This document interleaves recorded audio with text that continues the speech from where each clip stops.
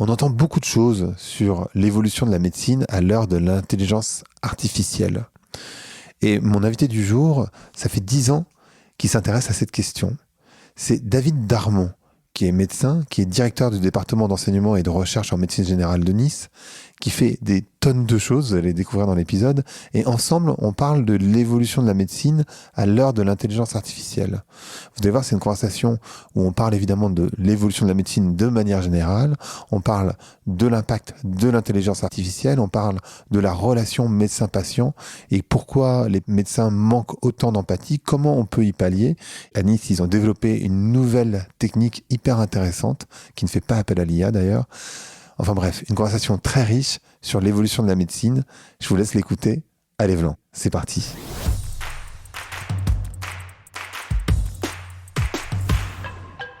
Donc bonjour à toutes, bonjour à tous, bonjour David. Bonjour Grégory. Comment ça va aujourd'hui ? Ça va bien, je suis ravi d'être ici. Moi qui suis un fervent auditeur. Je suis ravi. Je suis ravi. On va parler de santé. Mais avant de parler de santé et d'IA, j'aimerais vraiment parler de la santé, c'est-à-dire c'est quoi la réalité de la santé en France aujourd'hui ? Donc la santé en France, elle a beaucoup évolué depuis, on va dire, si on doit prendre un point, ce serait l'après-guerre, après la Deuxième Guerre mondiale, où finalement les patients souffraient beaucoup de maladies aiguës, que les patients âgés, s'ils n'étaient pas entourés de famille, en fait, ils décédaient parce qu'il n'y avait pas d'entourage. Et donc, il y a eu la création de la sécurité sociale qui a permis, en tout cas, de solvabiliser les patients pour leur garantir l'accès aux soins. Donc, tout notre modèle, il a été plutôt conçu autour de ça, avec justement un paiement à l'acte. Et puis on a avancé. Et puis, en avançant, on a eu le baby boom. Donc, ce qui fait que maintenant, quand même, on a beaucoup plus de personnes âgées et on n'a pas encore atteint le pic. Hein. Donc, ça, c'est une première dimension. La seconde, c'est que il y a certaines maladies aiguës dont on mourait rapidement malgré les soins à l'époque, qui sont devenues des maladies chroniques. Donc, par exemple, le diabète, dont on mourait d'hypoglycémie, des choses plus récentes comme le VIH. Le VIH, de la même manière, avec les traitements qu'on a actuellement, ces patients peuvent atteindre la même espérance de vie quasiment que des patients qui en sont indemnes. Et puis, on a eu aussi des progrès scientifiques qui ont permis d'identifier d'autres maladies. Et donc, la réalité, c'est que maintenant, à 50 ans, la norme, c'est d'avoir au moins 2 maladies chroniques. Et que pour des personnes âgées de plus de 70 ans, on en cumule 4, 5, 6. Et que du coup, on a des patients qui sont dits multimorbides, c'est-à-dire qui conjuguent plusieurs maladies chroniques. Et ça, c'est sans compter ce qu'on inclut aussi dans la santé, dans le cadre de la définition de l'OMS, c'est-à-dire des souffrances psychologiques ou des problématiques sociales. Donc, Qu'est-ce qu'il y a comme exemple de maladie chronique ? Donc, il y a le diabète, le VIH, c'est particulier. Alors, la maladie chronique, finalement, la plus fréquente, en tout cas standardisée habituellement, qu'on recueille, c'est tout ce qui est maladie cardiovasculaire. Viennent ensuite, dans un second temps, tout ce qui est maladie respiratoire, comme la bronchite chronique, la BPCO, quoi. Donc c'est une insuffisance respiratoire.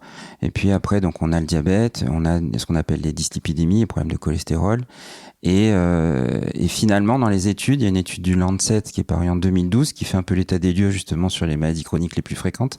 Celle qu'on retrouve associée le plus souvent à d'autres maladies chroniques, c'est la dépression. Donc, en fait, le fait d'avoir une maladie chronique, ça altère en fait la perception aussi de son état de santé. Et alors, on ne sait pas trop. Ça joue dans les deux sens, c'est-à-dire que quand on est dépressif, on se perçoit moins bien et on se dit que son état de santé est pas bon et du coup parfois on fait pas les efforts qu'il faut ou on a du mal à les faire en tout cas pour se maintenir à un certain niveau. Donc voilà, enfin c'est à peu près ça nos chevaux de bataille. Et puis j'allais oublier, évidemment il y a les cancers. Mais de la même manière, avant, les cancers, quand on disait cancer à quelqu'un, il se voyait condamné. Et maintenant, il n'est pas rare que de voir des patients de 70 ans qui ont eu 2, 3, 4 cancers. Alors, il y a des cancers qui restent fatales, quoi. Difficilement curables, en tout cas. Voilà, comme le cancer du pancréas, ou d'autres comme les cancers colorectaux qui, quand ils sont pris très tôt, ont des chances de guérison très importantes. De rémission, en tout cas. Et c'est quoi la réalité des médecins en France ? Parce qu'on parle beaucoup de déserts médicaux. Il y a aussi cette évolution-là qui est intéressante. Oui. Alors, moi, je suis en charge, je suis professeur à l'Université Côte d'Azur et je suis responsable du département d'enseignement et de recherche en médecine générale. Donc, je forme les médecins généralistes. Donc, je suis en charge de former la plus grosse cohorte de médecins qui sortent de notre université. Donc, la médecine générale, c'est une spécialité. Et donc, ce qui se passe, c'est que moi, quand j'ai passé mon concours de première année, on était 70. Maintenant, ils sont 200 à peu près. Mais la politique, c'était de mettre en place donc un numerus clausus, parce que l'idée, c'était que si on réduit l'offre, il y aura moins de dépenses. C'était sans compter qu'en fait, il y allait avoir plus de demandes pour tout ce qu'on a expliqué juste avant. C'était sans compter qu'on aurait le baby-boom, une explosion de la technologie, une explosion des maladies chroniques. Et donc, effectivement, quand on parle de déserts médicaux, c'est quand même une réalité. C'est qu'il y a par rapport aux demandes de suivi sur pour les malades chroniques, enfin les patients atteints de maladies chroniques, pardon, il y a un manque pour le suivi. Donc il n'y a pas assez de médecins actuellement, et c'est pour ça que il y a beaucoup d'annonces pour essayer de pallier à ça, pour essayer de mettre en place ce qu'on appelle délégation de tâches. Donc on essaye de regarder dans l'activité des médecins ce qui peut être délégué à d'autres, donc comme les pharmaciens ou les infirmières. Mais il y a aussi une réalité, c'est que du côté des infirmières, en fait, beaucoup finissent pas leur cursus parce que c'est très dur. Et dans les 5 premières années de leur exercice, il y en a au moins 20% qui arrêtent. Donc même les professionnels vers qui on veut déléguer sont pas assez nombreux.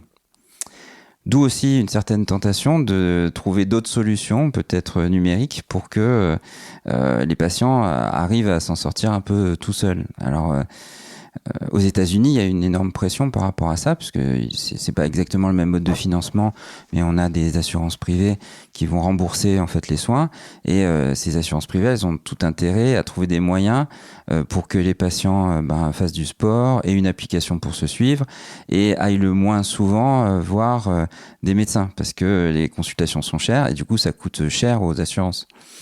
Et du coup ça a fait des produits qui sont amenés maintenant en France, mais en France on n'a pas cette culture-là.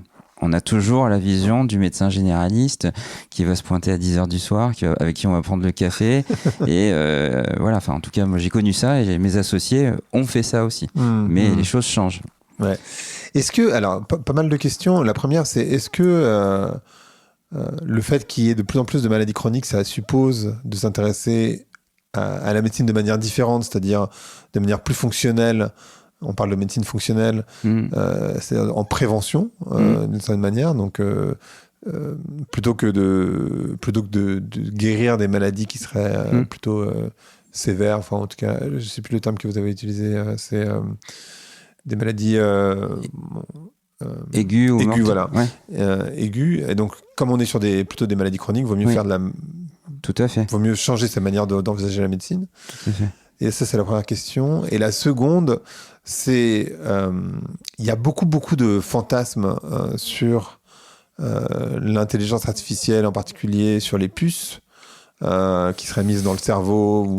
Alors, c'est pas que ça n'existe pas. Hein. Si, ça existe. Oui, je sais pour ça. Ça existe. Elon Musk travaille dessus, Mark Zuckerberg travaille dessus. Donc, c'est pas des petits noms, c'est des gens qui ont beaucoup de moyens.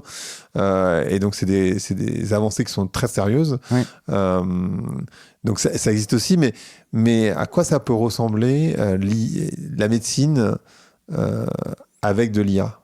Donc la première c'était je viens prendre la première. La première c'était sur la médecine fonctionnelle, donc de changer son rapport à la médecine. Tout à fait. Donc de pas aller chez le médecin quand on est malade, mais concrètement prendre soin de sa santé au fur et à mesure, un petit peu à comme des médecines chinoises d'une certaine manière. Oui, c'est souvent en tout cas, c'est tout l'imaginaire qu'on a derrière. On a l'idée qu'en Chine on paye le médecin toute l'année et puis on le paye pas quand on tombe malade. C'est ça. Alors évidemment qu'on souhaite aller, en tout cas en médecine générale ou dans les compétences qu'on nous demande de développer, il y a cet aspect prévention, parce que bien souvent sur les maladies chroniques, quand on les diagnostique, c'est que c'est un peu tard. C'est-à-dire que, par exemple, on a épuisé nos ressources en insuline et du coup, on devient diabétique. Donc après, c'est des traitements qui essayent juste de pallier aux complications. Pour les maladies cardiovasculaires en particulier, le jour où on se rend compte qu'on a de l'hypertension ou qu'on fait un accident cardiaque, c'est qu'en fait, il y a eu probablement des facteurs de risque importants qui auraient pu être un peu contrôlés et pourtant, c'est trop tard. Et souvent, en fait, les patients sont dans cet état d'esprit-là. À quoi ça pourrait ressembler? En fait, c'est que le problème, c'est quand est-ce qu'on permet aux patients ou aux citoyens de se rendre compte en fait des actions qu'ils doivent mener pour leur propre santé. À l'école, actuellement, il n'y a pas vraiment d'éducation à la santé. On va faire de l'éducation sexuelle, beaucoup. Maintenant, on commence à remettre en place des campagnes de prévention sur la vaccination. Donc, par exemple, la vaccination contre le papillomavirus qui donne des cancers chez les garçons et chez les filles. Donc, on a mis en place ces campagnes-là, mais il y a beaucoup de réticences. On sait que les Français sont pas très dociles sur des campagnes organisées. Les campagnes de dépistage sur les cancers, c'est difficile. Donc, à quoi ça pourrait ressembler? Moi, je pense qu'il faut déjà qu'il y ait un accent important sur l'éducation à la santé réellement et d'expliquer aux tout jeunes qu'en fait, même s'ils se sentent invincibles et en pleine forme, en fait, on a un capital qu'on doit conserver et que ça demande quand même des efforts, quoi. Alors là, pour les gens qui nous écoutent, c'est quoi les... Pardon, je vous ai coupé. Ouais, non, mais les 3-4 examens qui sont importants de faire quand on a... alors, je sais pas si c'est à 20 ans, mais disons 30 ans, 40 ans, 50 ans. Alors, c'est pas forcément des examens. C'est déjà de comprendre que 60 minutes d'activité physique par jour, c'est ce qui est recommandé. En dessous, en fait, on n'entraîne plus son corps et on est susceptible d'avoir des complications sur le long terme. Donc, c'est pas forcément faire des bilans de santé. On va pas. Il y a ce qui est recommandé, c'est aux alentours des 50 ans, en tout cas, d'avoir un bilan sanguin parce que c'est là où il y a un facteur de risque qui arrive au niveau cardiovasculaire pour les hommes.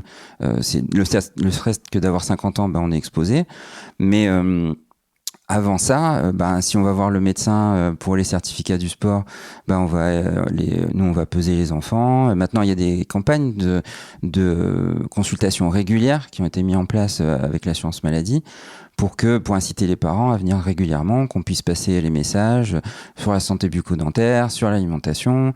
On a des gros problèmes d'obésité infantile, mais qui sont pas forcément bien perçus par les parents. Donc, en fait, on nous demande de gérer cette prévention-là, mais si en fait il n'y a pas une prise de conscience de la population, ça va être compliqué.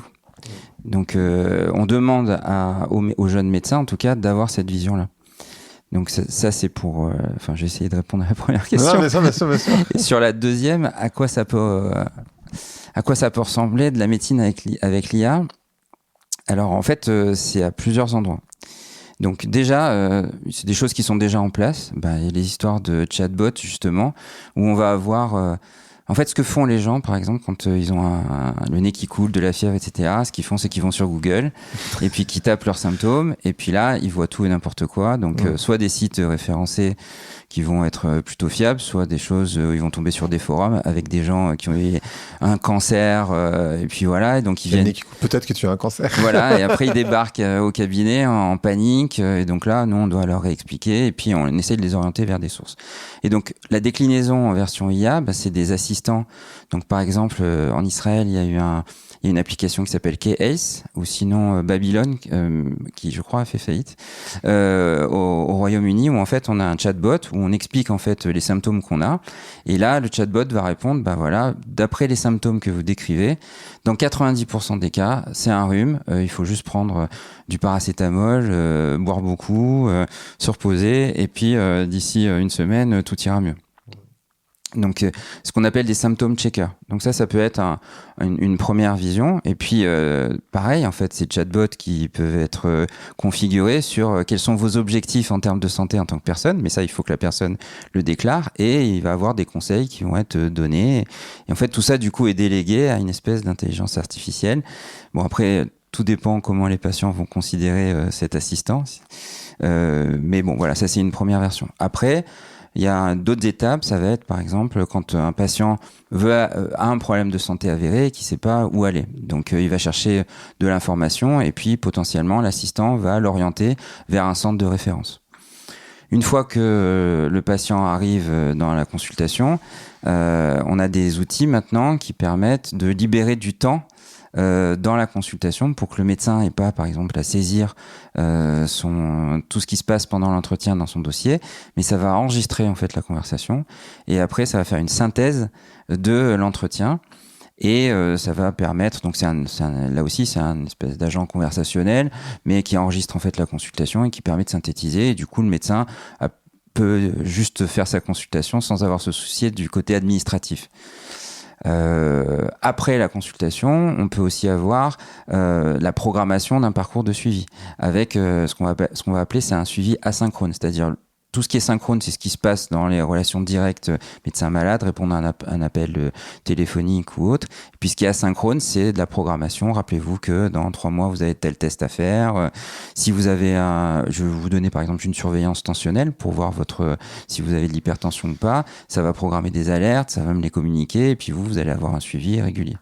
Donc ça ressemble à ça. Et puis il y a aussi tout un autre aspect qui est l'aspect de la médecine personnalisée.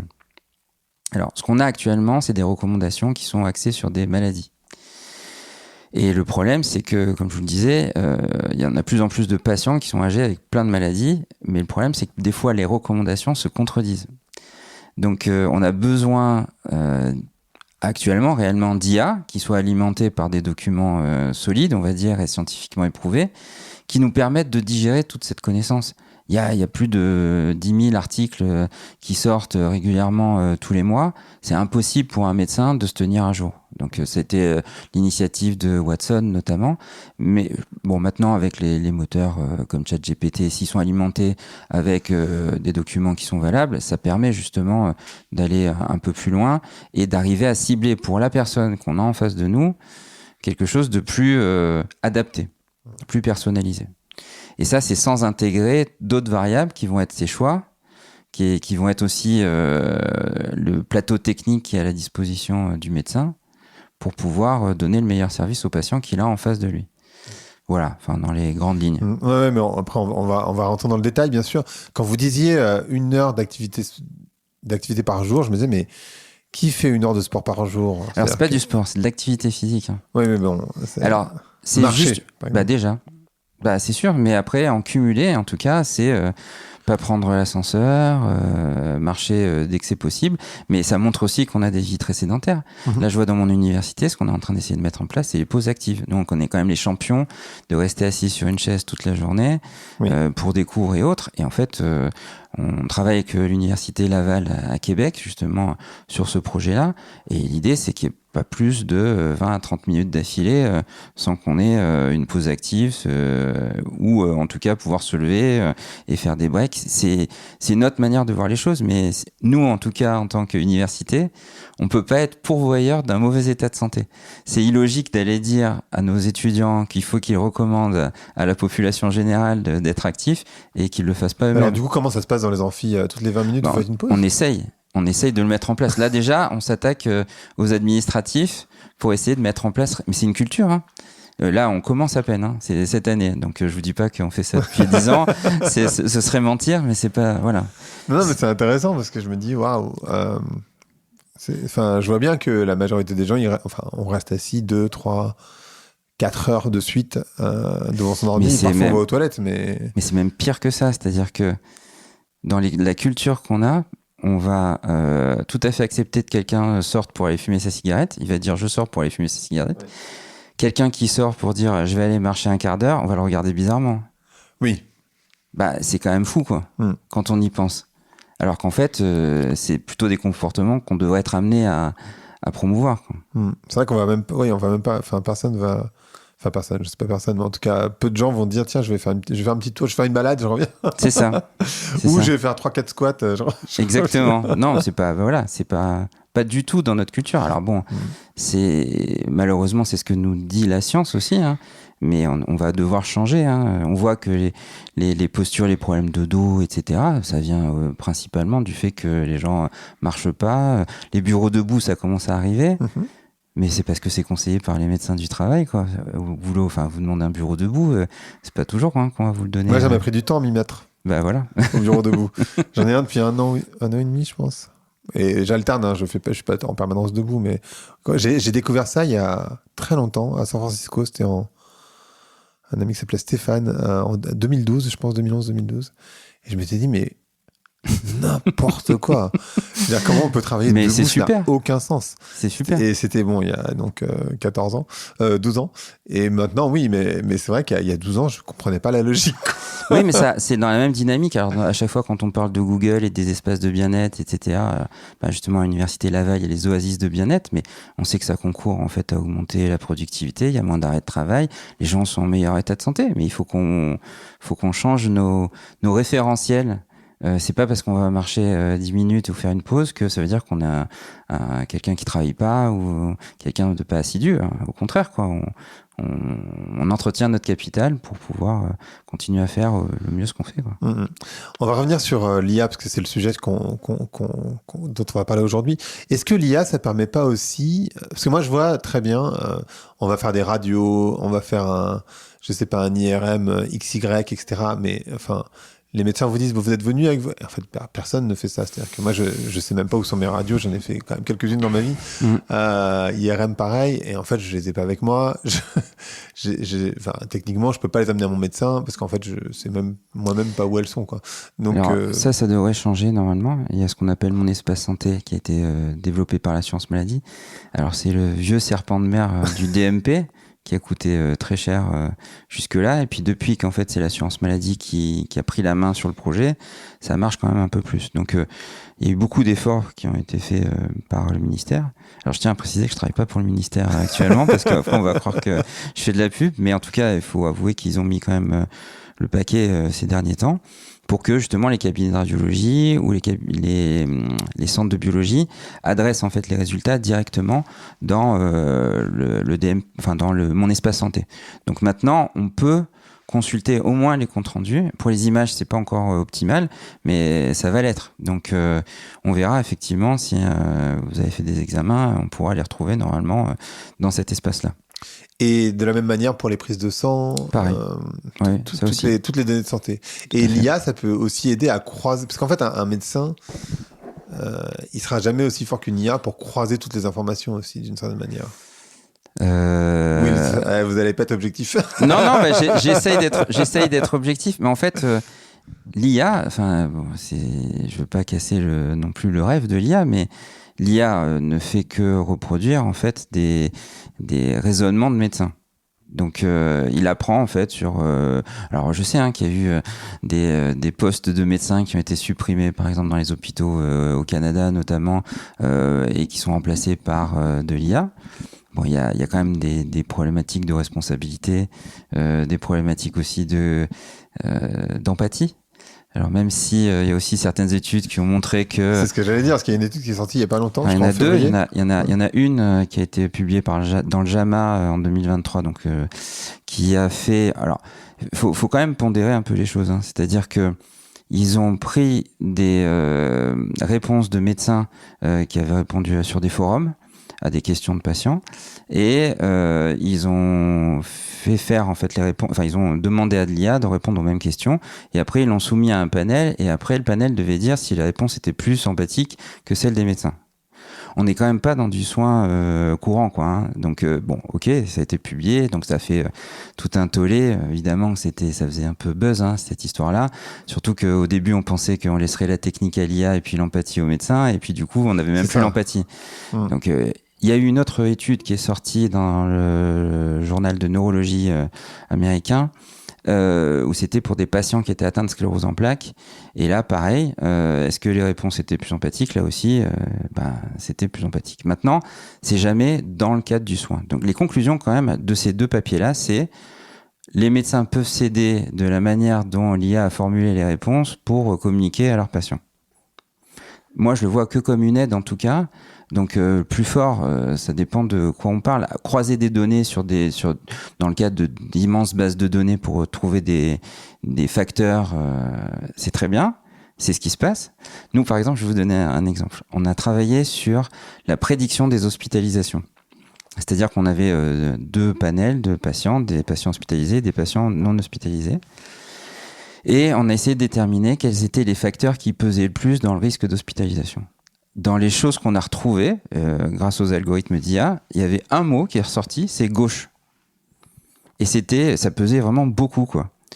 eh ben, on avait quand même du mal à l'expliquer. Hein. Ce qu'on a expliqué, c'était que peut-être les gauchers, ils avaient un peu plus de risques, mais c'est quand même ça aussi la réalité de l'IA, c'est que souvent ça nous sort des choses, mais qu'après il faut quand même les creuser, les confirmer avec des méthodes qui nous permettent de comprendre, quoi. L'interprétation humaine suite à ce que sort de l'IA générative maintenant, elle reste quand même majeure. Alors peut-être qu'on est en retard et qu'on comprend pas tout ce que fait l'IA, c'est sûr, parce qu'il y a beaucoup de... Enfin, ça s'approche presque du hasard quand les choses sortent. Hein. Donc après, il faut quand même pouvoir les interpréter et les expliquer aux patients. Moi, je me vois pas, en tout cas. Alors ça, c'est là où je suis parti pris. Prendre en fait des résultats d'un algorithme et dire, bah voilà, l'IA a dit ça, donc on va tenter ça. A priori, c'est ce qui a le plus de chance, quoi. Mais par contre, c'est de...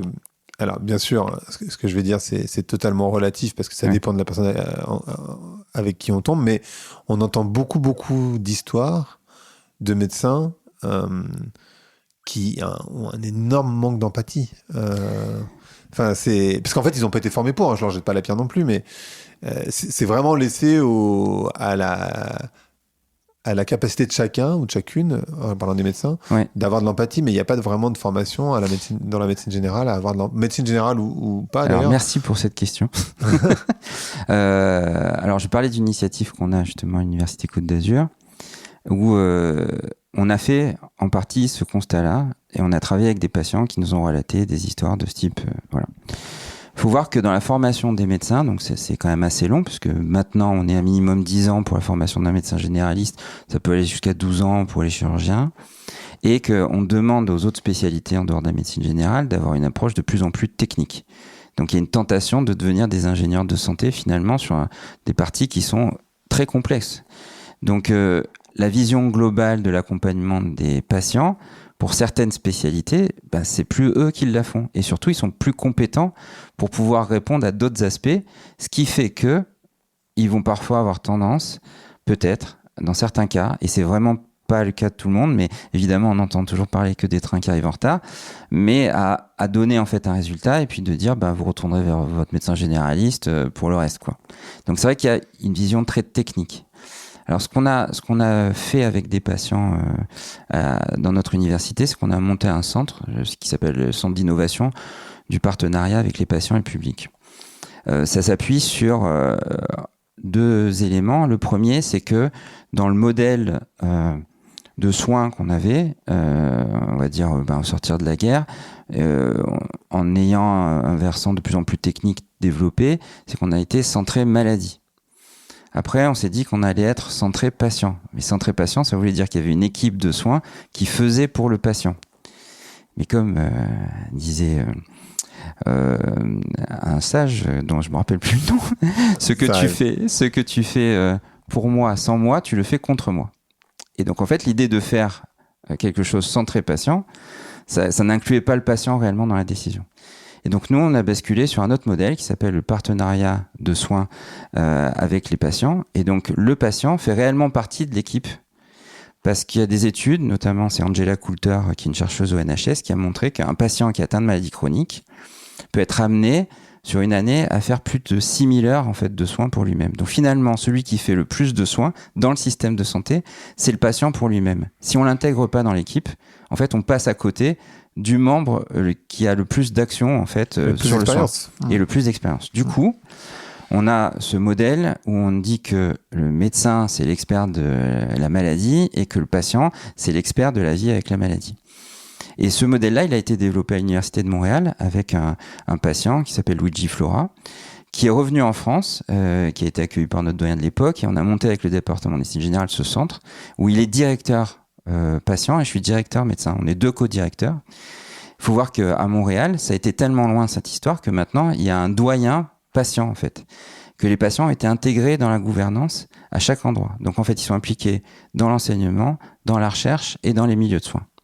Ce qui fait qu'après, pour revenir à notre histoire de manque d'empathie, dans tous nos enseignements, ce qu'on essaye de faire maintenant, c'est d'inclure d'autres partenaires de soins, donc ça peut être des kinés, des sages-femmes, des diètes, etc. Parce qu'on sait que maintenant, comme les patients sont de plus en plus compliqués, on a besoin d'équipes. En fait, on soigne les patients en équipe. Donc si on côtoie pas les autres membres de l'équipe pendant la formation, après c'est difficile quand on est vraiment sur le terrain de faire ces liens, de connaître les compétences des uns et des autres. Et on implique aussi dans les enseignements des patients. Et je peux vous assurer que dans la représentation des soins, les étudiants maintenant intègrent d'autres dimensions. Et quelque part, on remet en fait au premier plan ce qui était la motivation principale la plupart du temps des étudiants pour rentrer dans les études de médecine. Et c'était pas forcément d'être radiothérapeute très spécialisé dans telle maladie, c'était de soigner des gens. Donc d'avoir en fait cet accompagnement dans le tronc commun, et d'ailleurs on a été à l'origine aussi d'un groupe de travail qui a émis des recommandations pour que ce modèle soit distribué dans toutes les universités en France. On s'est vraiment rendu compte. Et puis la dernière chose, c'est que on a vraiment des problèmes de ressources au niveau du système de santé. Et en fait, s'appuyer sur les patients, c'est aussi s'appuyer sur une ressource très forte. Donc quand je parlais tout à l'heure du fait qu'il fallait éduquer la population, en fait, c'est aussi s'appuyer sur les patients pour augmenter la qualité des soins et augmenter en fait, les ressources disponibles pour le système de santé. D'ailleurs, les patients qu'on mobilise dans notre centre, ils ont aussi une action dans les milieux de soins pour aller aider d'autres patients qui rentrent dans un parcours avec une maladie chronique, et ils mettent à disposition les ressources que eux ont identifiées. Voilà. Donc, il y a toujours peut-être, dans certains cas, des problèmes d'empathie, mais il faut aussi comprendre qu'il y a ces problèmes aussi de tension et de demande importantes. Et puis de fatigue des médecins. Et de fatigue. J'imagine. Bon, après, je rentrerai pas. Enfin, là, il y a ce qu'on appelle les négociations conventionnelles, où il y a des discussions depuis maintenant plus de 2 ans. Enfin, ça remonte même avant, entre les médecins, les ministères et l'assurance maladie, où en fait, on n'arrive pas à trouver le modèle de rémunération qui convienne parfaitement pour atteindre ces objectifs-là. Donc, sincèrement, là, il faut que tout le monde s'y mette et qu'on trouve un modèle un peu plus cohérent et on garde une qualité des soins correcte. Et cela dit, le temps que ça se mette en place, parce que là, vous faites cette formation maintenant, mais disons que le temps que ça se répande. De toute façon, le creux par rapport aux déserts médicaux, on n'a pas encore atteint le niveau le plus bas des professionnels de santé à disposition. C'est 2035. Donc on a encore 10 ans à tenir. Et c'est en fait, quand on a augmenté le numerus clausus, c'est ceux-là qui vont arriver. D'accord. Donc on essaye de trouver des solutions en attendant, mais alors je ne peux pas être catastrophiste, mais c'est pas encore le plus tendu. Voilà. Donc là, on arrive dans 10 ans... Dans 10 années, où il va y avoir de moins en moins de médecins disponibles. Dans 10 ans, on sera au plus bas, et après, ça remonte. Et on a fait venir, il me semble, c'est peut-être complètement dans mon imaginaire, ce qui est complètement possible, on n'a pas fait venir des médecins d'autres pays pour justement combler ? Oui, alors ça pose des problèmes, parce que on a un concours chez nous qui est quand même assez sélectif. Et du coup, là, on se rend compte qu'on n'arrive pas à trouver suffisamment de médecins. Et comme il y a les directives européennes qui permettent aux travailleurs la libre circulation, d'autres médecins peuvent venir. Donc jusque-là, ils avaient le droit de travailler à l'hôpital. Maintenant, ils ont le droit de travailler en ville, mais évidemment qu'on a besoin d'eux. Mais ça, je pense que c'est pas le seul secteur où on a besoin de travailleurs d'ailleurs. Bien sûr, ouais, complètement. Et est-ce que l'IA, justement, ça va pas être un très bon palliatif pour ce manque de médecins, tout simplement? Alors, moi, j'avoue que c'est un peu une crainte. C'est-à-dire que là, quand on est en situation de stress et de manque de ressources, c'est là où on va être peut-être créatif pour trouver des solutions. Et donc, on va utiliser l'IA. On va essayer de déléguer, par exemple, des actes médicaux, qui étaient médicaux, à d'autres professionnels de santé, comme les pharmaciens, ou les infirmières de pratique avancée. Donc, du coup, il y a des choses que faisaient les médecins qui vont plus le faire. Et puis, il y a l'IA. Et à un moment donné, quand ça va remonter, quand il va y avoir plus de médecins, je sais pas trop comment ça va se passer. Et c'est une vraie question. Effectivement. C'est une vraie question. Et on a connu cette situation-là dans les années 80, où en fait, trop de médecins. Il y avait beaucoup trop de médecins. Et juste pour rappel, parce que la situation est assez cocasse, c'est qu'on a proposé à des médecins de partir plus tôt à la retraite, parce que le rationnel à l'époque, on va dire dans les années 90, c'était si on diminue le nombre de médecins, il y aura moins de dépenses. Parce qu'il y aura moins d'actes, mais c'était sans compter le fait ce que vous disiez au début, il allait avoir cette explosion. Donc, du coup, ça peut être très bien. De toute façon, il y a plus de choses à faire. Donc, on peut imaginer que l'IA, ça va être un complément. Et je pense que ça reste un assistant très utile qui va faire gagner du temps, qui va surtout faire gagner du temps sur ce qui requiert pas le maximum de compétences des professionnels de santé. Il y a beaucoup de médecins qui font d'administratif. Je dirais ça. Oui, c'est juste pour faire une ordonnance de je sais pas trop quoi. Alors c'est même pas ça, c'est remplir des formulaires pour avoir des aides à domicile, etc. Enfin, il y a des choses qui peuvent être automatisées. Moi après sur les prescriptions d'ordonnance, il faut toujours qu'il y ait quand même un contrôle. Mais je vous donne un exemple. Dans les outils d'IA, j'ai été intervenu pour faire du conseil auprès d'une entreprise suédoise qui avait mis en place un dispositif où en gros c'était un chatbot et à l'issue des réponses, et ben en fait le chatbot il pouvait faire la prescription et le patient pouvait aller chercher une ordonnance. Mais ça c'est aussi une vision aussi de la responsabilité qui est un peu différente. Je vous prends un autre exemple pour éclairer ça.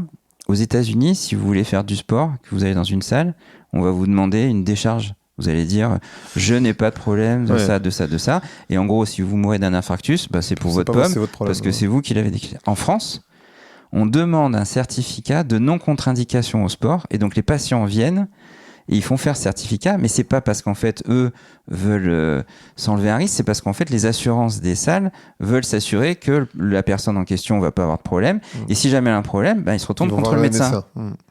C'est quand même tout à fait différent de responsabiliser les gens sur les risques qu'ils prennent.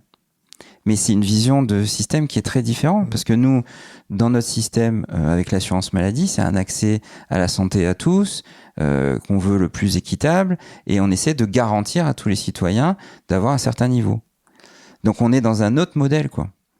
Donc ce niveau de responsabilité avec l'IA, pour revenir à l'histoire de l'ordonnance, je pense qu'en France, pour l'instant, on n'est pas prêt à passer ce cap de dire toutes les réponses auxquelles vous avez répondu vous engagent votre responsabilité, et si jamais vous avez un problème avec le médicament que vous a prescrit l'algorithme, en fait c'est de votre faute parce que vous avez assuré que les réponses aux questions étaient justes. Mais en même temps, dans ce que vous disiez, et je suis bien, de toute façon la médecine et la manière dont on prend soin de sa santé est en train de complètement bouger. C'est-à-dire qu'avant on allait chez le médecin quand on avait des maladies un peu pas sévère, aigu. Maintenant, en fait, l'idée et de l'accompagnement du médecin, ça a toujours dû être, mais et d'ailleurs les Français, je crois, c'est pas trop dans notre culture. Moi, je pense que c'est ça le problème. De prendre soin de sa santé au fur et à mesure. Enfin, voilà. Moi, je pense qu'en fait, pour connaître en fait le mouvement académique en médecine générale, c'est plutôt ça notre souhait, d'accompagner sur la prévention et d'éviter les complications. Une hospitalisation pour un médecin généraliste, c'est un événement indésirable. Donc en fait, on fait ça. Mais le problème, c'est la culture des patients. Là, actuellement, même s'il y a moins de médecins, vous aurez quand même un rendez-vous, et si vous vous débrouillez, je veux dire, ça peut pas prendre plus de 2 semaines, quoi. Enfin, un généraliste, oui, un expert. Si vous êtes prêt à vous déplacer, oui, mais le problème, c'est que là, actuellement, vous pouvez aller voir un cancérologue ou un cardiologue ou un gastro-entérologue, même si vous êtes moins bien remboursé, vous y avez accès en accès direct. Il n'y a pas de régulation. C'est pas comme au Royaume-Uni où en fait, vous n'avez pas accès si vous n'avez pas été référé par un médecin généraliste. Donc on est quand même dans un contexte, c'est sûr que si on commence à restreindre réellement l'accès aux spécialistes, les Français ils vont commencer à dire on restreint l'accès, mais la réalité c'est qu'on n'a pas assez de ressources et que la régulation, ça peut pas reposer que sur les professionnels de santé, parce que ça veut dire quoi? Ça veut dire moi j'ai quelqu'un qui vient me voir au cabinet et je vais dire non, là ça requiert pas une consultation. Mais la régulation repose sur moi. Et en fait, c'est l'affaire de tous. L'assurance maladie, c'est un trésor national. C'est une chance qu'on a. Et je crois qu'on s'en rend pas forcément compte, quoi. Il y a qu'à voir quand les patrons parlent de charges sociales au lieu de parler de cotisations sociales. Une des questions qui est liée à l'IA, c'est évidemment la protection des données et les algorithmes. Parce que admettons que on se dise, tiens, ChatGPT, qui est sans doute l'IA générative la plus connue aujourd'hui, elle est quand même très efficace. Et moi, l'étude que j'ai lue, en l'occurrence, c'était sur ChatGPT, où où les patients trouvaient que les réponses étaient meilleures que celles des médecins et qu'en plus, il y avait plus d'empathie. Donc, oui, tout à fait. Mais qui dit données dit potentiellement hacking. Oui. Et qui dit aussi données dit aussi base de données, et comment on fait pour s'assurer que ces bases de données restent en France, en Europe, et pourquoi c'est important que ce soit le cas, parce qu'en fait il y a plein de gens qui pourraient se dire moi finalement j'utilise une Apple Watch. Oui. Moi d'ailleurs j'ai un truc qui s'appelle Whoop, donc c'est pas du tout français non plus, et mes données elles sont pas en France concrètement. Oui. Alors, on travaille à un projet donc, qui s'appelle P4DP. Alors, c'est pas un nom français, mais c'est Platform for Data in Primary Care, qui a été financé en partie donc par France 2030, qui est le programme d'innovation du ministère actuellement, et pour créer un entrepôt de données. Donc évidemment que nous, on a choisi que des acteurs français. Déjà parce que les médecins, ils ont très peur en fait de ces fuites de données, ils ont peur d'être responsables. Donc ce projet-là, il a pour vocation de collecter les données qui sont contenues dans les logiciels de consultation des médecins généralistes. Parce qu'en fait, on a très peu d'informations sur la population générale. Il faut voir que sur 1000 personnes exposées à un problème de santé, il y en a 750 qui vont exprimer un symptôme, il y en a 250 qui vont aller consulter un professionnel de santé, et en général, c'est un médecin généraliste, et il y en a entre 1 et 5 qui vont se retrouver hospitalisés. Donc la plupart des soins, ils se font en ville. Donc on n'avait pas beaucoup de données sur la ville. Les données de recherche qu'on a principalement, elles sont à l'hôpital. Donc c'est pour ça aussi que ce projet-là était important, parce qu'il fait le lien aussi pour décrire les parcours des patients avant une hospitalisation, après une hospitalisation, et puis avoir des données justement pour la prévention et pour pouvoir développer tout ce qu'on a dit précédemment. Je pense que quand il y a eu Donald Trump au pouvoir, avec l'histoire du Cloud Act, tout le monde a eu quand même assez peur que tous les services américains qui utilisaient des données de santé puissent basculer vers une autre puissance mondiale et qu'on puisse utiliser ces données contre nous. Donc je pense qu'il y a une crainte.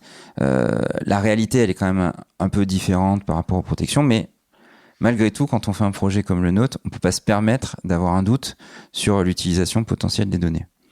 Donc évidemment que c'est important. Et de la même manière, pourquoi on a pu faire ce projet-là ? C'est parce que dans la création du Health Data Hub, donc la plateforme des données de santé, il y a eu un décret qui expliquait que tous les actes qui donnent lieu à la création de données et qui sont remboursés par l'assurance maladie sont des données qui rentrent en fait dans le Trésor national et qui doivent permettre de développer des entreprises et de la recherche, parce que sinon c'est des données qu'on doit aller payer une deuxième fois alors que nous-mêmes on a payé pour les créer dans le cadre du soin. Donc c'est important d'avoir ces données-là et de développer ces projets, et évidemment ça doit rester en France, en tout cas de ce point de vue-là. Après, il y a forcément l'histoire des algorithmes et de la manière dont les algorithmes sont créés. Donc, quand on crée un algorithme, c'est avec des règles, avec des manières de penser, avec une certaine éthique. Et l'éthique qu'on a en France, elle est assez différente de l'éthique qu'on peut avoir aux États-Unis. Par exemple, je prends un exemple, ça va être sur le don d'organes, sur le don de gamètes, le don de spermatozoïdes d'ovocytes. Il y a des choses dont on peut faire commerce, par exemple, aux États-Unis, et des choses qui sont du don en France. On a des règles éthiques qui sont assez différentes, qui sont aussi très différentes de celles qu'il y a en Chine. Donc, on a besoin de développer une IA avec des règles qui sont cohérentes avec notre système de santé et avec, on va dire, notre éthique et notre réglementation. Donc, tout ça fait qu'on a besoin d'un environnement français, ne serait-ce que pour que ça fonctionne de façon cohérente et qu'il n'y ait pas, en quelque sorte, des biais d'autres systèmes qui viennent changer nos comportements en termes de santé sans qu'on les décide collectivement, quoi. Mais est-ce qu'on n'a pas donné, pendant le Covid, je crois de mémoire, pas mal de données à Microsoft en l'occurrence ? Ce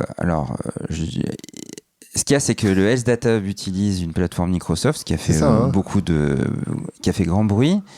Microsoft qui n'est pas français. Non, on est d'accord. Alors moi je me prononcerai pas sur cet aspect-là parce que c'est pas moi qui l'ai décidé. Il y a eu des expertises qui ont été faites. Il y avait des notions de qualité. Donc c'est très discuté parce qu'en fait la conclusion c'était qu'il n'y avait pas le niveau de sécurité suffisant parmi les acteurs français pour garantir les services au même niveau que le garantissait Microsoft. Bien qu'il y ait ces questions sur le Cloud Act, mais il y a de la réglementation européenne maintenant qui est mise en place par rapport à l'utilisation des données. Normalement, on devrait être un peu plus protégé de toute façon. Mais en même temps, quand on voit l'argent investi, simplement par Apple, oui. sur la santé, et quand on voit les investissements qui sont faits en France, voire même en Europe, en fait, finalement, le problème, c'est qu'ils nous investissent tellement d'argent qu'on ne sera jamais au niveau, que ce soit en termes de sécurité, mais aussi simplement en termes de... Parce qu'il y a aussi une énorme critique des services franco-français, en général. On l'a eu pendant le Covid, d'ailleurs. C'est tout simplement... alors on appelle ça l'UX, mais l'usabilité de l'application, c'est pas pratique, quoi. C'est mal foutu, c'est mal pensé. L'application là, de laquelle je pensais à celle de Covid contre tout, je me souviens plus exactement des applications. Tous anti-Covid. Oui, voilà. Oui. Bon, bah ça après Doctolib c'est bien fait par exemple, mais c'est privé. Oui, et puis ça pose aussi d'autres questions, quoi. Je pense qu'en fait, il y a pas un énorme lien entre l'industrie de façon générale et le milieu de la santé. C'est quelque chose en fait qui manque peut-être chez nous. Là, par exemple, dans notre projet, on a un acteur industriel qui est un acteur qui vient d'énergie. Et on se rend compte qu'en fait, on a une vision très archaïque sur les outils de santé, mais c'est en train de changer. Il y a des investissements quand même massifs là-dessus. Mais notre atout principal, c'est les données. Il n'y a pas d'autres pays dans le monde, en fait, qui collectent autant de données sur une population, à part peut-être Israël. Mais là, c'est fragmenté en 4 grosses mutuelles. Nous, on a quand même un système national des données de santé. Il n'y a pas d'autres pays qui ont cette puissance-là. En tout cas, les data, c'est le nouveau pétrole quand même. On est d'accord ? On est d'accord. Du coup, ça permet aussi de développer beaucoup d'autres outils. Et les Américains et beaucoup d'autres acteurs sont intéressés par nos données pour développer des outils avec des données qu'ils n'ont pas en fait en réalité aussi. Néanmoins, comment je sensibilise les personnes qui écoutent pour qu'elles comprennent que leurs données, c'est important pour elles? Parce qu'en fait, on pourrait se dire aussi, il y a toujours ce truc, mais moi je m'en moque, que Instagram, Facebook et autres aient mes données, ou Google, et puis je m'en moque que mes données de santé elles soient distribuées. Finalement, bon, c'est pas si grave. Comment on les sensibilise pour leur dire, en fait, c'est important? Alors, je dis ça, encore une fois, j'ai un whoop autour du bras. Donc ouais. Alors, j'ai participé à une conférence citoyenne sur justement qu'est-ce que vous accepteriez de faire avec vos données ou pas. Et donc, en fait, quand on explique à la population que l'utilisation de ces données-là, ça peut avoir une valeur très importante dans le cadre de la recherche, dans le fait de pouvoir trouver des nouveaux traitements et de pouvoir sauver des vies, globalement, ils sont tous d'accord. Et surtout, ça peut sauver votre vie à vous, quoi. Puisqu'en fait, quand on va vers de la médecine personnalisée, on est bien obligé de recueillir des données sur l'individu.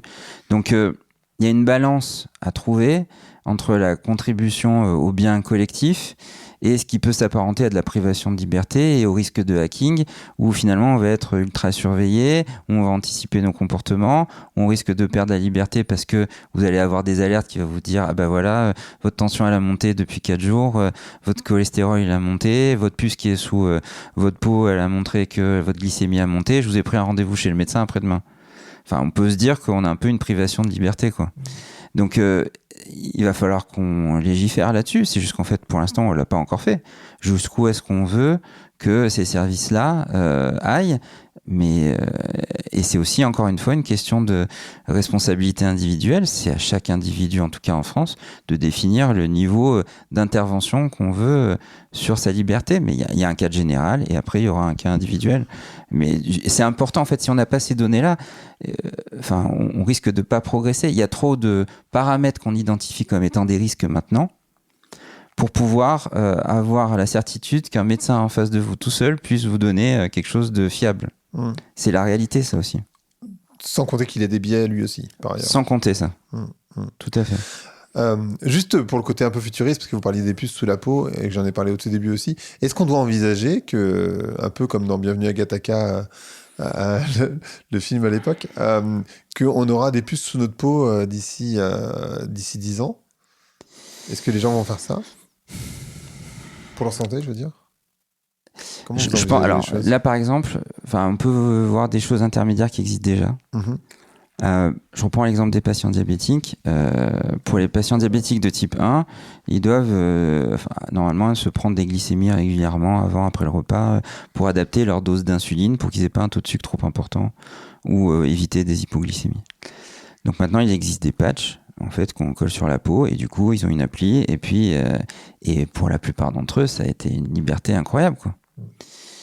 Donc c'est un peu toujours pareil, quoi. Je pense que les gens qui refusent ça, c'est aussi souvent des gens qui n'ont pas eu de problème de santé et qui ne se sont pas trouvés dans un besoin de solution qui leur facilite la vie. Donc tant qu'on n'a pas vécu ces problèmes-là, c'est un peu difficile de se prononcer pour des gens qui en ont besoin. Donc, moi, je suis plus pour un paramétrage libre et individuel plutôt que pour imposer un cadre global. Mais je pense que ça peut rendre de grands services. Enfin, demain, on va avoir des puces qui vont stimuler le cerveau dans le cadre des maladies de Parkinson. Je vois mal des patients dire non, je veux pas et rester avec des problèmes fonctionnels importants. Enfin voilà, je pense qu'il faut parler avec les patients. C'est ce que fait Musk, si je me trompe pas. Alors le problème, c'est qu'il utilise Parkinson pour faire d'autres trucs. Oui, c'est toujours pareil. Après, c'est sûr qu'il y a l'intention finale de tous ces innovateurs. Mais ça, moi, je suis pas dans la tête d'Elon Musk. Non, moi non plus. et franchement, il a ouvert la porte à des trucs très mais ça marche. enthousiasmants. Sur Parkinson, ça fonctionne. Oui. Mais du coup, c'est sûr, quand on regarde ce qu'il a fait avec Twitter, oui, voilà, c'est ça pose aussi d'autres questions. Donc, voilà.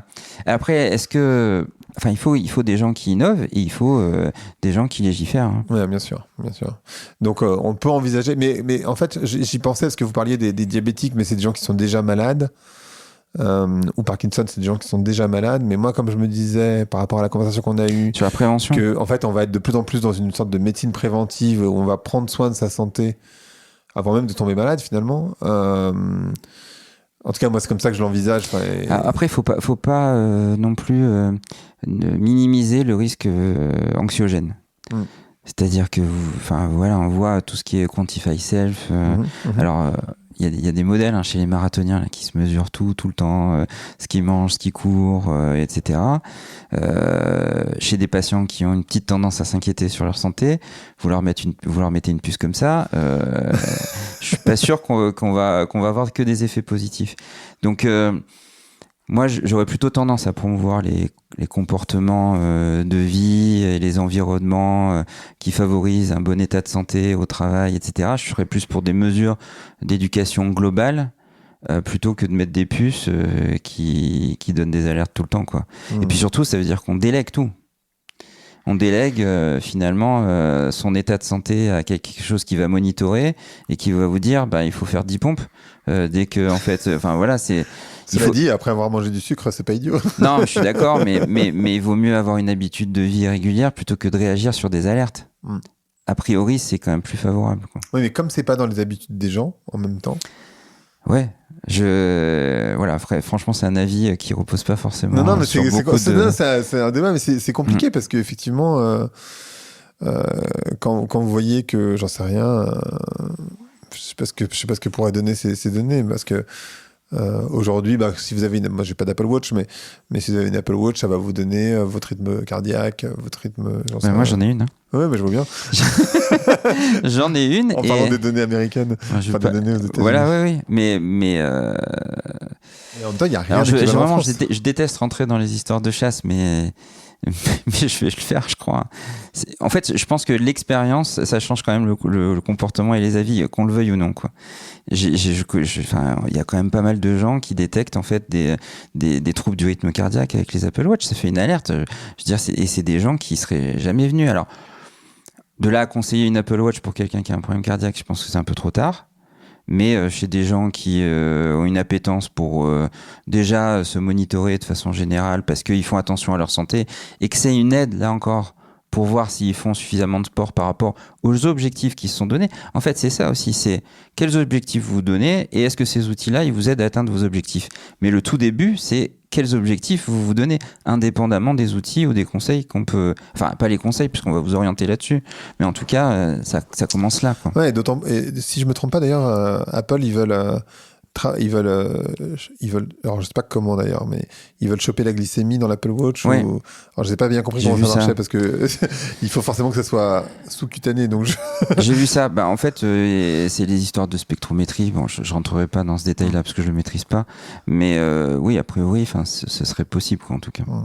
Mais en tout cas, encore une fois, il n'y a pas d'équivalent français. Enfin, je veux dire, même si vous vouliez avoir un outil qui puisse mesurer vos données.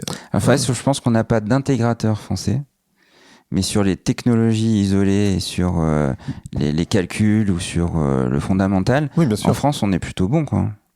Le problème, c'est que derrière, on n'a pas. On n'est pas bon sur l'applicatif. Voilà, on n'est pas bon pour transformer en fait le théorique en pratique, quoi, de façon générale. On a des très bons chercheurs, mais on ne sait pas faire le mix. Alors, bon, je vais parler de au niveau universitaire, il y a de plus en plus d'incubateurs qui se mettent en place.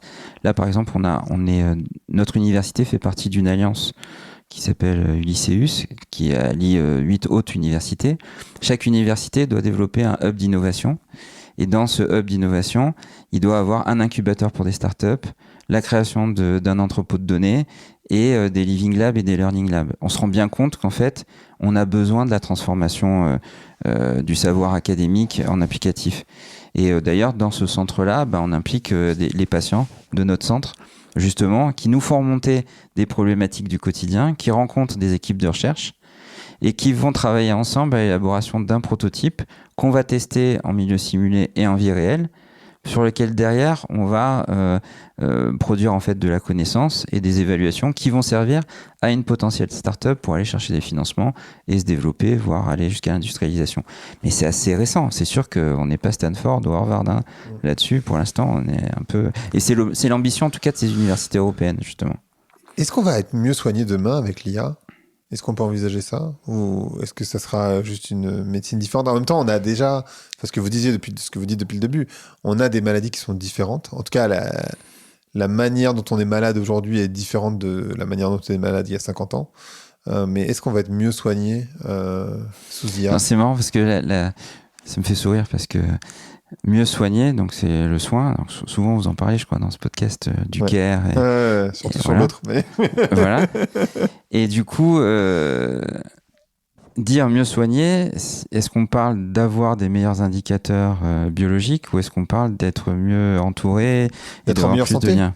Ou d'avoir une espérance de vie plus longue, tout simplement. Mais comme l'espérance de vie, elle est aussi liée à l'environnement que vous avez, en tout cas, la médecine seule, elle peut pas résoudre la question d'être en meilleure santé à la fin, puisque 30% en fait des déterminants de santé sont liés en fait aux acteurs médicaux, 70% le reste c'est l'environnement, ce que vous allez manger, l'activité physique, vos relations avec les autres individus. Donc en tout cas, penser que l'IA et les applicatifs qu'on va avoir dans le domaine de la santé pure permettront d'avoir un meilleur état de santé de la population, en partie, mais certainement pas complètement, quoi.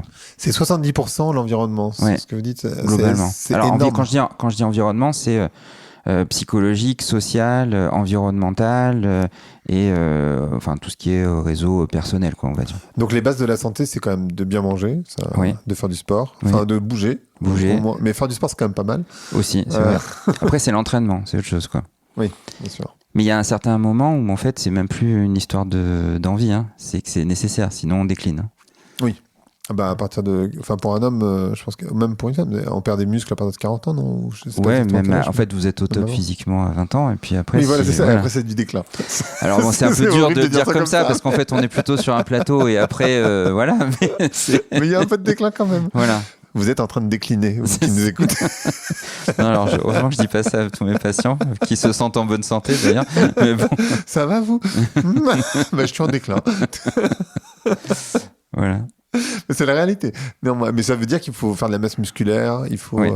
C'est un truc que en particulier les femmes ont du mal à comprendre, de faire de la masse musculaire. Oui. Parce qu'elles veulent pas. Moi, j'ai encore eu des discussions cette semaine de filles qui me disent mais j'ai pas envie d'avoir trop d'épaules, j'ai pas envie de. Non, mais en fait, c'est nécessaire. Il faut vraiment faire de la musculation. C'est indispensable. Oui, tout à fait. Mais là, c'est en train de changer, même du côté des médecins. Tout ce qui est perturbateur endocrinien, ça commence à être étudié de plus en plus. Alors, surtout dans le cadre là où il y a une préoccupation importante chez les femmes pour ça, c'est au moment des maternités. Donc les gynécos bossent beaucoup là-dessus, les pédiatres bossent beaucoup là-dessus. Donc voilà. Mais le problème, c'est qu'il y en a de partout, quoi. Mais les perturbateurs endocriniens, il suffit d'aller au supermarché, d'acheter des produits ménagers. Et après, ce qu'il faut, je pense que l'avenir, mais une fois qu'on a identifié qu'il y a tous ces perturbateurs, après, il faut être raisonnable sur l'impact que ça a, quoi. Et il faut pas. Il faut vraiment avoir une bonne représentation de ce qui pèse le plus sur l'état de santé. Ça arrive quand même d'avoir des patients qui fument et qui vous disent je mange bio. Ou des gens qui boivent et qui disent je mange bio. Mais c'est parce que vraiment ils ont une vision assez biaisée de l'impact en fait des perturbateurs endocriniens par rapport à leur comportement au quotidien. Donc parce qu'en plus c'est toujours pareil, on en parlait tout à l'heure, mais la représentation du tabac pour certaines personnes ou du vin Ou du Coca-Cola pour ceux qui ne boivent pas d'alcool. Voilà. Enfin, Coca-Cola, pardon pour la marque, mais voilà. toutes les boissons sucrées, quoi, on va dire. Les jus d'orange, c'est pareil. Bah oui, non, mais voilà. Enfin, faut préférer le produit original au produit transformé. Hein. C'est un peu ça l'idée. Je crois que dans un jus d'orange, ça a autant de sucre que dans un Coca, de mémoire. Mais... ouais, c'est quand même pas mal de Coca. Hein. C'est un peu. Oui, le Coca, on est sur 22 grammes. Je saurais pas vous dire exactement. Là, je l'ai pas en tête. Je crois. Mais je l'ai pas. Je suis pas certain non plus. Je dis ça, mais je suis pas sûr. Mais c'est beaucoup de sucre, beaucoup trop. J'ai lu une stat qui était que à 5 ans, un enfant a mangé plus de sucre qu'un adulte qui va jusqu'à sa mort au début du XXe siècle. Je sais plus exactement. Je sais plus quelle était la stat. En fait, ce qu'il y a, c'est que très choquant, quoi. L'industrialisation, ça a permis d'accéder à des produits transformés très sucrés, quoi. Donc ça, c'est sûr que, voilà, par rapport aux produits originaux. Maintenant, on ingère plus de sucre, on fait attention à ça. Ça, dans le cadre de la prévention alimentaire auprès des enfants, on le fait, quoi. C'est des messages qu'on passe maintenant. C'est pas simple. Parce que les enfants, ils adorent le sucre. Enfin, les adultes aussi, d'ailleurs. Oui, mais alors c'est toujours pareil. C'est qu'en fait, on éduque avec ce qu'on fait, pas avec ce qu'on dit. Donc, si les parents ont une tendance à apprécier le sucre, faut pas s'étonner si les enfants le sucre suivent aussi. en fait ça. On peut se construire en opposition, mais pour le sucre, c'est rarement le cas. C'est clair qu'en général, ça marche pas comme ça. Donc, ce qu'on se dit quand même, c'est que, d'abord, si je résume rapidement, mais on est malade de manière différente qu'avant. L'IA, bon, évidemment, il n'y a pas de c'est génial ou c'est horrible. C'est forcément tout un ensemble de nuances parce que ça va apporter des choses qui sont quand même hyper intéressantes et on en a absolument besoin. Et en même temps, ça pose des questions importantes sur, par exemple, le nombre de médecins, l'usage des médecins, etc., la violation des données, où est-ce que ça se passe, etc. Est-ce qu'il y a un élément que les gens qui nous écoutent ne savent pas et qui doivent absolument intégrer dans leur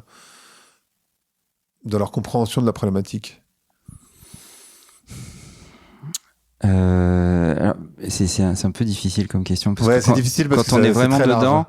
Essayer de voir de l'extérieur. Ah oui, alors peut-être que déjà de comprendre que l'IA c'est pas une personne et que c'est pas parce qu'elle vous parle poliment que ça veut dire qu'elle a de l'empathie vraiment. En fait, ce qu'on disait sur les articles disant que ça a plus d'empathie et que c'est plus fiable, en fait, que vous soyez en train de pleurer ou que vous soyez une carotte, selon comment on a programmé l'algorithme, ça a la même valeur pour l'IA. Donc déjà, vous avez personne derrière, c'est pas un vrai cerveau, c'est pas une personne artificielle qui va vous répondre. Donc, faut avoir déjà conscience de ça quand on va questionner l'IA sur son état de santé. Ce que je vous conseille pas de faire non plus, parce que selon comment ça a été entraîné et quelles sont les valeurs en fait éthiques et autres, comme je l'ai dit, bon voilà. Moi, j'aurais tendance à dire que tant que ces outils-là sont pas certifiés et qu'on n'a pas émis un contrôle là-dessus, c'est quand même pas des choses qui doivent être utilisées par le grand public actuellement. Je sais que je le dis, mais que tout le monde va quand même le faire, comme tout le monde va sur Google, ça c'est certain. Mais je mets en garde sur le fait que pour l'instant, c'est pas encore, on va dire, totalement contrôlé, certifié et utilisable dans la routine et dans le soin courant. C'est pas pour tout de suite, quoi. Après que ça soit une aide pour les professionnels, c'est possible, mais il faut encore savoir sur quelles ressources ça se base. Et là, si on prend ChatGPT, ça apprend de plein de choses, y compris de choses qui sont pas du tout certifiées, quoi. Et ça va même vous répondre des choses qui n'existent pas. Ça peut mentir, et puis si vous lui dites que c'est faux ce qu'il dit, il va s'excuser en plus et il va vous dire oui c'est vrai, c'est pas tout à fait. Je reconnais. Je reconnais. Voilà. Donc voilà, pour l'instant c'est encore à l'état d'utilisation. C'est un outil formidable qui va permettre d'accélérer beaucoup de choses sur tout ce qui est, j'allais dire, pratique en routine. Voilà, ça peut avoir une utilité. Ça donne des espoirs pour la suite. Donc voilà, enfin je pense que les patients de maintenant, surtout ceux qui sont atteints de maladies rares, peuvent raisonnablement avoir un nouvel espoir, on va dire, avec l'utilisation de ces techniques-là, parce que ça va pouvoir utiliser des grosses bases de données, mais on sait sur quoi on travaille dans ces cas-là. Voilà, après, c'est le cadre et la réglementation qu'il va falloir attendre. Voilà, moi je pense qu'il faut le regarder comme ça pour l'instant. Ok, très clair. Merci beaucoup, David. Merci, Grégory. Le podcast s'appelle Blanc, donc je voudrais savoir à quoi tu veux ou vous voulez écrire. On peut se tutoyer sur la fin, pas de problème. C'est ça. Ouvrir ou claquer la porte.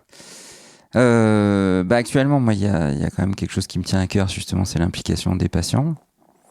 Donc je veux ouvrir la porte à une communication plus importante entre patients et professionnels de santé, aux humanités qui doivent être plus importantes aussi encore dans la formation des professionnels de santé où qu'ils soient, et que on essaye de construire ensemble le système de santé de demain, ayant conscience des défis qui s'offrent à nous, et sachant que les médecins seuls en tout cas pourront pas résoudre tout le problème.